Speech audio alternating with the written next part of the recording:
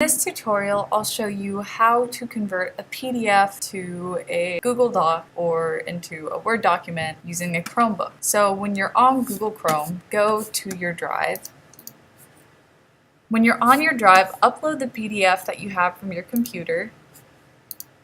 Press open, and now when the PDF shows up, double click it, go to open with, and then Google Docs. Now it doesn't convert it very nicely, but it has all the words in the work that were included on the PDF. It doesn't include the pictures. So if you have a long essay that you saved as a PDF and then you want to convert it back to a Word document because you want to work on it again, then that is one way to do it. Now my PDF that I had was pretty complicated looking, so obviously it didn't convert it quite the way that I wanted to.